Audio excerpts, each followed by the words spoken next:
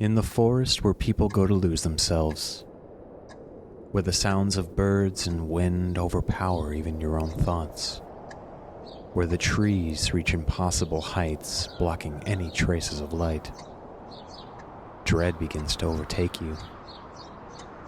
A knot in your stomach takes shape, the feeling of tightness, like someone pressing their fist in your gut. You begin to wonder if you'll ever see the end of it. You're then greeted by a small boy with a mask of vibrant shades of purple, green, yellow, and red. He offers you what you've been searching for: release from your fears and dread. He extends his hand, a gesture of union. You take the boy's hand, and that feeling in the pit of your stomach begins to disappear. Time comes to a standstill.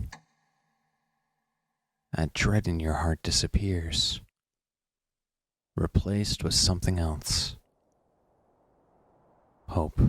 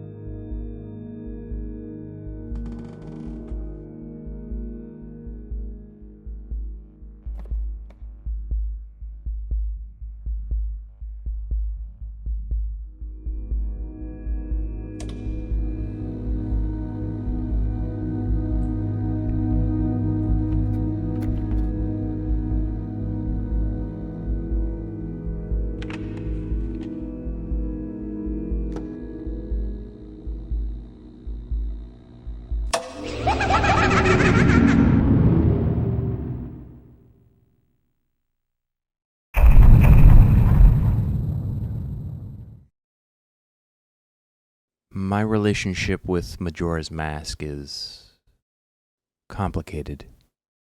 That's probably the least I could say.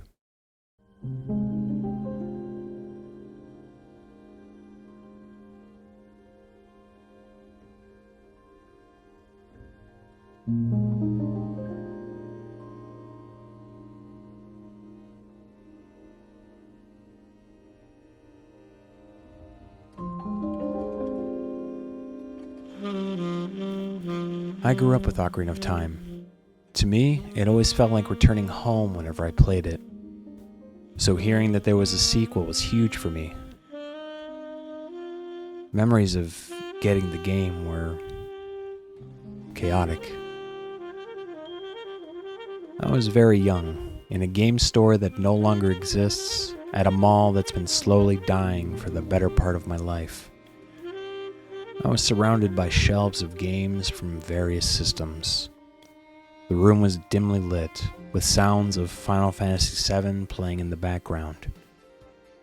And after a short look around, I saw it. Majora's Mask. With a gleam in my eye, I turned to my parents and begged them to buy it for me. And to my delight, they did. I gripped that bag very tightly as we continued our trip around the mall, passing a standee that had animatronic animals performing to the delight of kids and to the dismay of their parents. We were headed towards the mall's movie theater. I remember very little about what we saw, but I do remember very vividly what happened before. The movie theater had a small arcade, and they specifically had a game I adored called San Francisco Rush 2049. I was playing the game, waiting for my parents while they were at the concession stand, and I sat my bag down next to the cabinet so I could play. And after a while, my family came to get me, and so I got up. And then I noticed the bag was gone. Someone stole my Majora's Mask. Needless to say, I was crushed and learned another valuable lesson.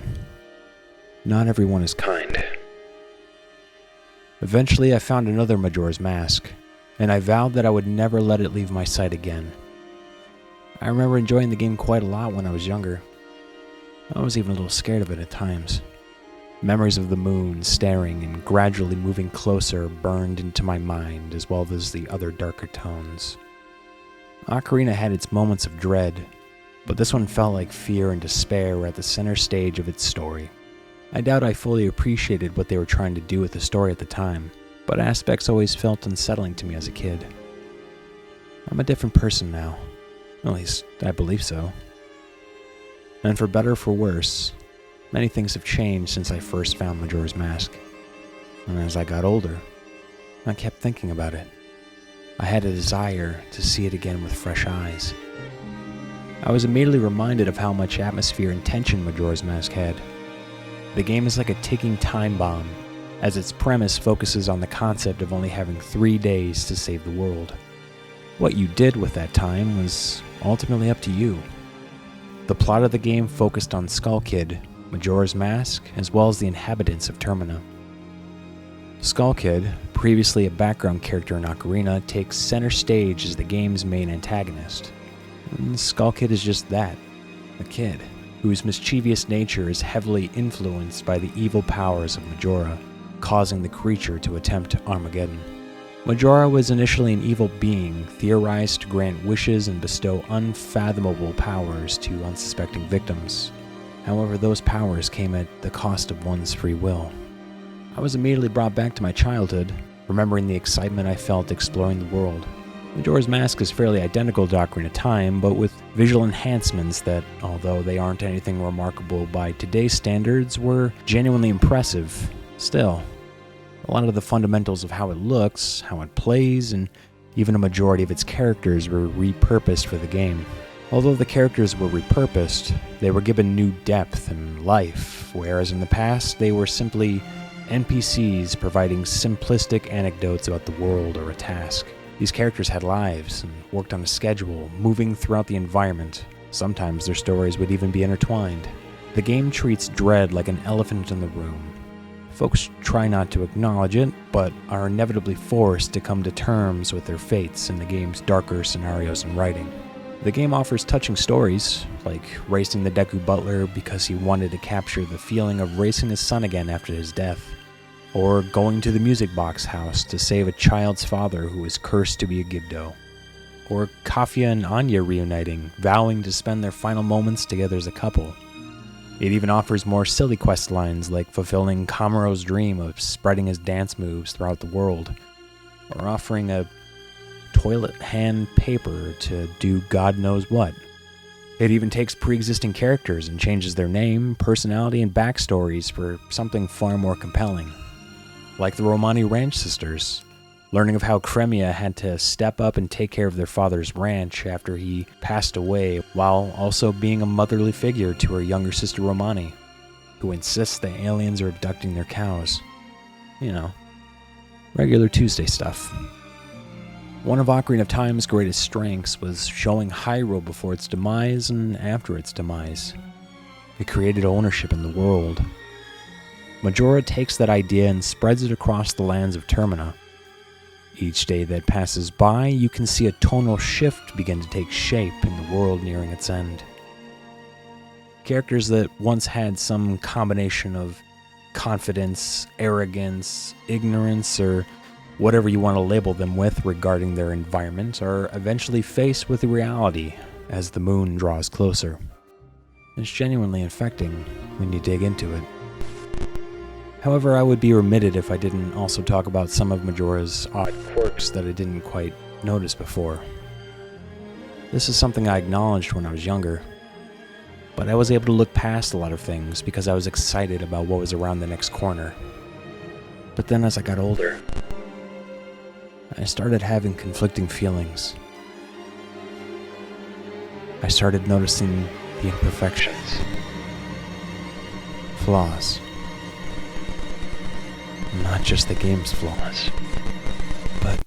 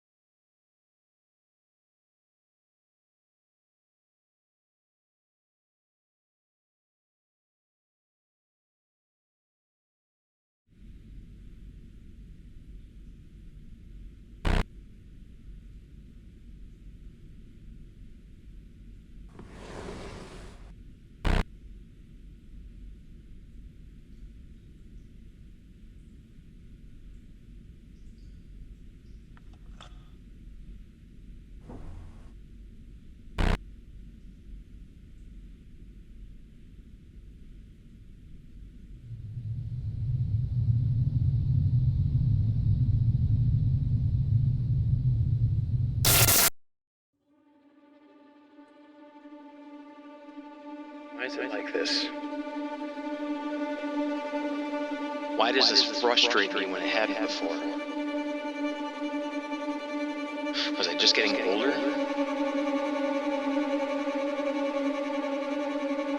was I just wrong? Sometimes it can be hard to go back home again.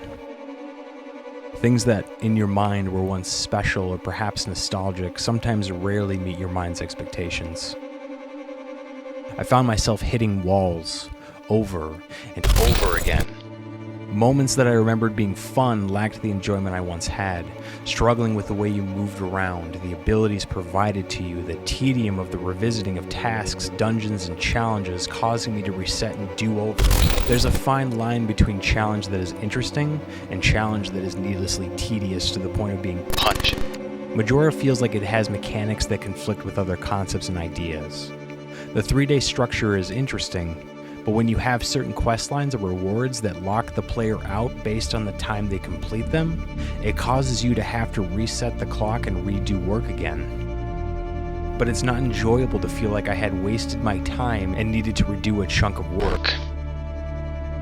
But there have been multiple times where the sensitivity or design around the N64 controller made me feel like especially surrounding the abilities provided by the masks. From falling off of a high ledge because of the narrow ramps used for the Goron, the swimming of the Zora going in directions I didn't want, or the Deku mask's flying flower making me feel like I got turned around when I attempted to fly forward. There were moments of genuine frustration throughout my time in Majora's Mask that I couldn't get over. The frustrating Goron race. You're this huge Goron warrior, but a little Goron can knock you aside like you're nothing, causing your momentum to come to a hard stop as you slowly build speed again. Or falling in a pit multiple times in the Deku Butler race, causing me to have to start over because Link lost his momentum jumping off of a ledge. It drove me crazy. I got angry, getting frustrated at my mistake.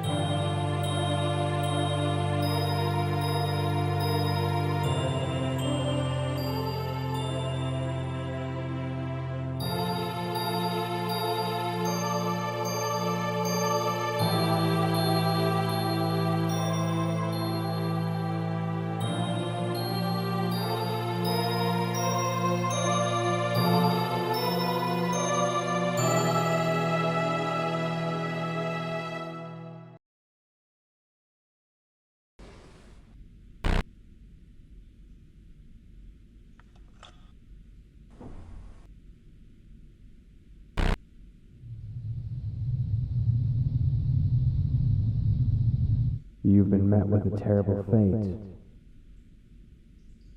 haven't you?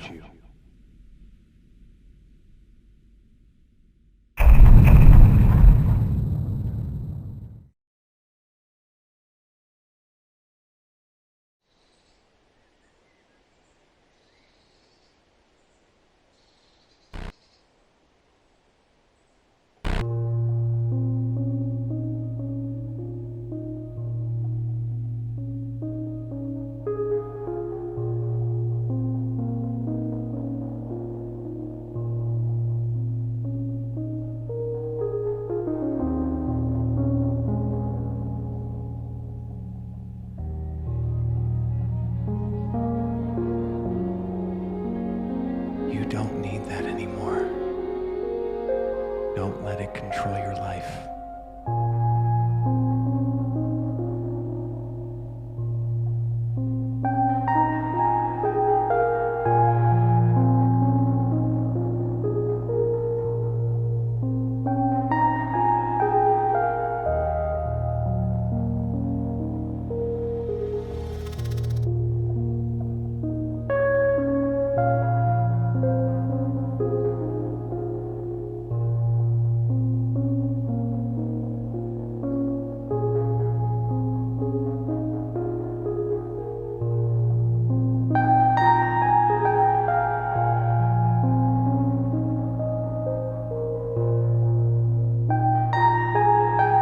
You're going to be okay. And now I need you to believe in me.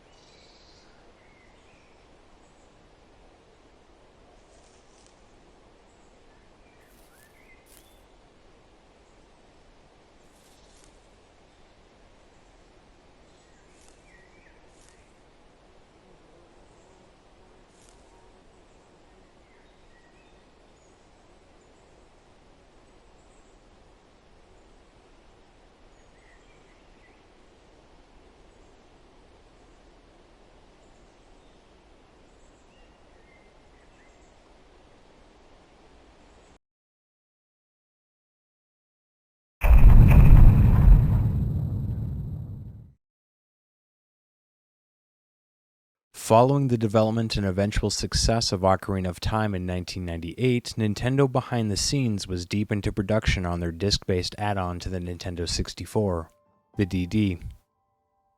To capitalize on the success of Ocarina, the team wanted to develop additional content for the game utilizing the add-on. However, due to numerous delays for both the DD and Ura Zelda, the game was scrapped. Scrambling to fill a new game in their release schedule, development was transitioned to the game we now know as Majora's Mask. Majora's Mask, with roughly 1 year of development, was released in 2000. It's remarkable what they managed to accomplish in such a short time. The story of Majora, how they repurposed the characters of Ocarina, and the structure of the game are just fascinating. It's not a perfect game by any means, and there are points in the game that I find genuinely frustrating still. But I couldn't help but respect the ambition. It had shown its age in a lot of ways. Time has not been kind to it. However, putting into perspective what the N64 offered at the time, Majora pulls off enchanting visuals, vibrant colors, unique environments, and new, clever ideas. Majora swings for the fences when they could have just rested on their laurels. It doesn't always hit, but when it does, It's tremendous.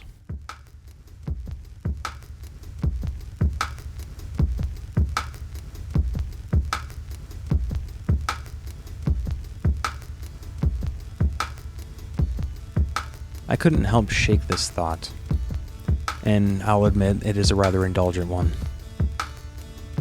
I couldn't stop thinking about the 3-day structure. Why the focus on 3 days? Was it to create the same stressful feeling that the team must have gone through to finish the game? Or was it a message? If you only had 3 days to spend before the world ended, what would you do with that time?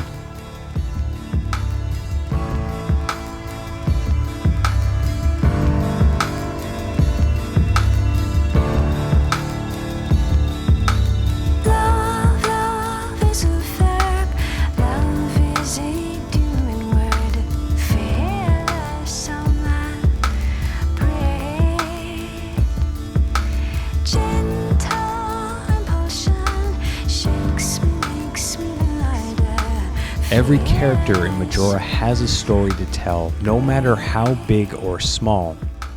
And each moment spent with those characters provides a link with something, whether it be a heart piece, a mask, or an upgrade. And not spending the time with those people makes the journey harder. And maybe that's the message. Perhaps it's the people we meet along the way that determine how difficult the road would be down the line.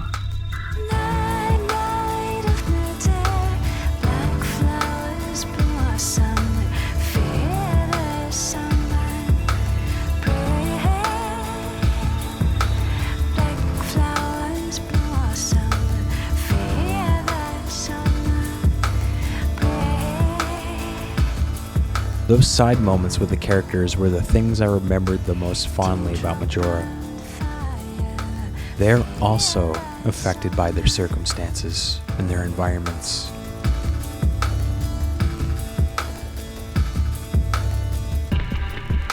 Together, we find some kind of happiness in the darkness.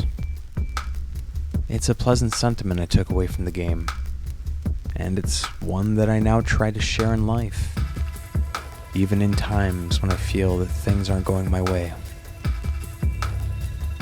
I'm not 100% clear on where I stand with Majora's Mask. On one hand, I respect what the team accomplished in such a short time, and I find the game's story and atmosphere fascinating. The other side of me has a hard time getting past my frustrations. But in the end, the thing I know for sure is this.